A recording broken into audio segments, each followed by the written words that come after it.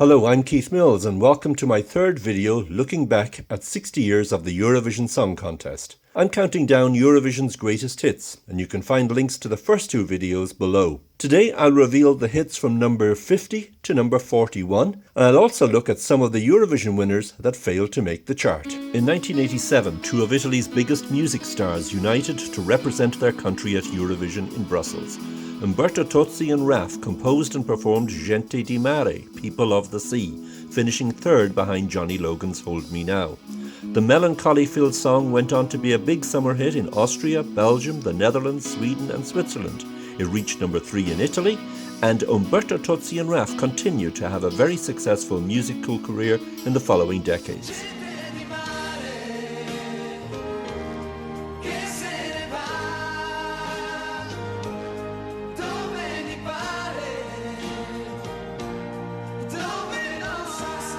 In 1982, Luxembourg won its fifth and so far final contest when French singer Corinne Hermès sang Si la vie est cadeau to victory in Munich.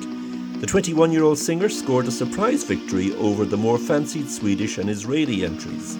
The song reached number 2 in France and number 3 in Belgium, and also reached the top 20 in Ireland, the Netherlands, Sweden and Switzerland. But the Eurovision victory would be the high point of Corinne's musical career.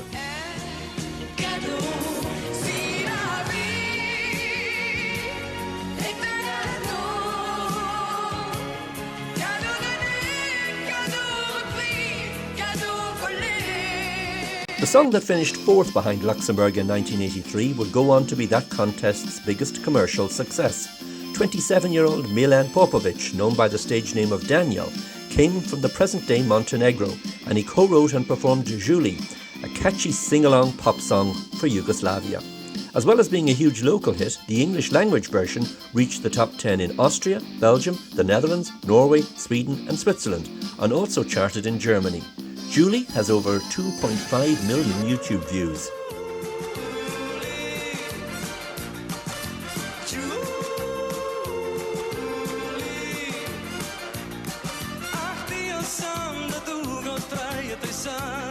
In 1960, France scored its second Eurovision win. 18-year-old Parisian Jacqueline Boyer had watched her father, Jacques Peel, performing for Monaco in the previous year's contest. Tom Piddy Bee, written by Pierre Coeur and André Pop, is a quirky little song where the title character is a charming liar. The song went on to be a chart hit in Belgium and the Netherlands. It reached number 2 in France and topped the Spanish charts. The song was also recorded in English by Julie Andrews, and Jacqueline Boyer had a long and very successful musical career.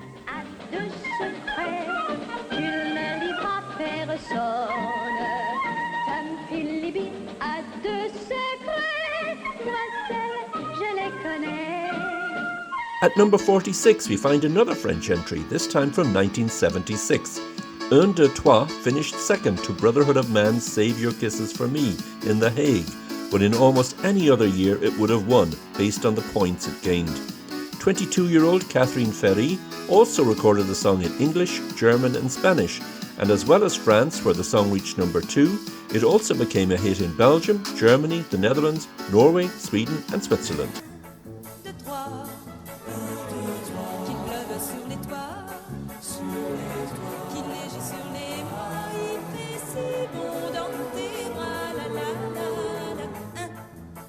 Before we go on, let's take time out to look at the 10 winners that failed to make Eurovision's Top 100 Greatest Hits. In 1956, Switzerland hosted and won the first contest when Liz Assia sang Refrain, but the song failed to be a major hit. 2 years later, France scored its first win with André Claveau and Dor Mon Amour, but it was eclipsed commercially by the Italian entry Volare, which finished third. In 1959, the Dutch won with Teddy Scholten and Invece, but the song failed to be a hit beyond the Netherlands and Belgium. In 1961, Luxembourg won for the first time when French singer Jean-Claude Pascal sang Nous les Amoureux. The song's only chart success was reaching number 6 in France. 2 of the 4 winners from 1969 don't make the top 100.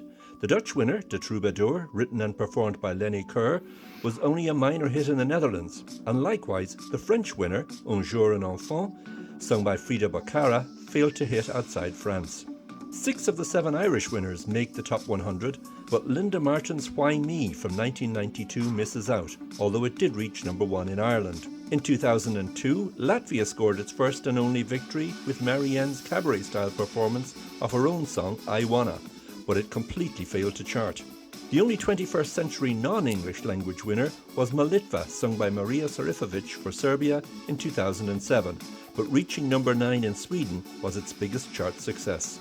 And finally, in 2011, Azerbaijan won in Dusseldorf, but once again there was little international chart success for Ellen, Nikki and Running Scared. Now, back to the chart. Israel achieved the first of its 3 Eurovision victories in Paris in 1978, with the up-tempo, highly choreographed Abani B performed by Izar Cohen and the Alpha Beta Group, leaving hot favourites Baccarat trailing in 7th place.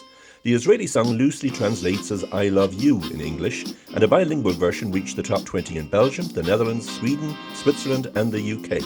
Izar returned to Eurovision in 1985, finishing 5th with Ole Ole, and he's had a long and successful music career in Israel.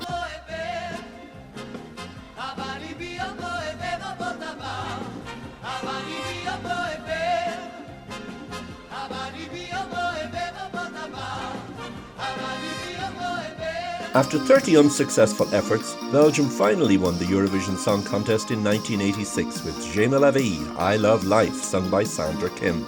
The victory proved controversial, as Sandra was only 13 years old at the time, which violated the rules, but a Swiss attempt to annul the result failed. As well as topping the Belgian charts, the song reached the top 20 in Austria, the Netherlands and Sweden. So far, this is Belgium's only victory, and the most successful song in Sandra's long career in music.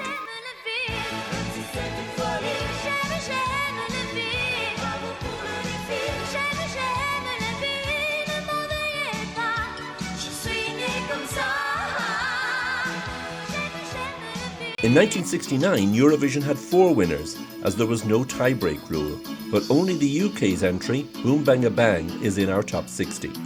Before Eurovision, 20-year-old Lulu had already had several international hits and a US number 1. Boom Bang a Bang was a top 20 hit in Austria, Australia, Belgium, Germany, the Netherlands, New Zealand, Spain and Switzerland. It reached number 2 in the UK and number 1 in Ireland and Norway.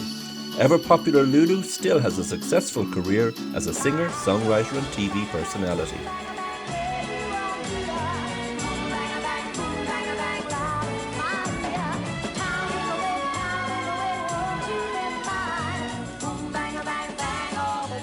In 1967, Luxembourg finished 4th in Vienna with L'amour est bleu, Love is Blue, sung by 17-year-old Greek singer Vicky Leandros. The song was written by Pierre Coeur and André Pop, who had previously won for France in 1960.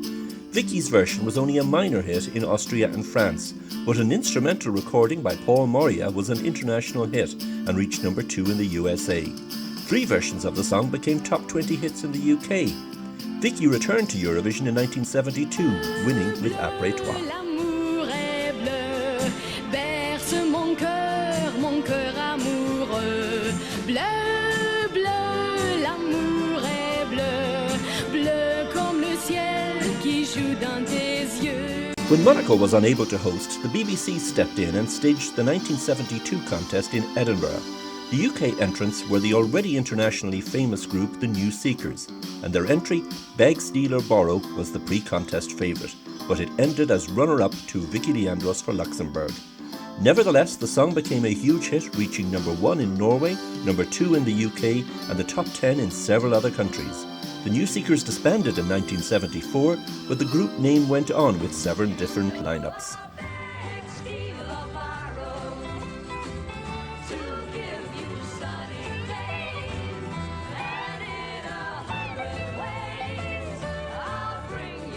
So that's another 10 positions counted down on Eurovision's greatest hits.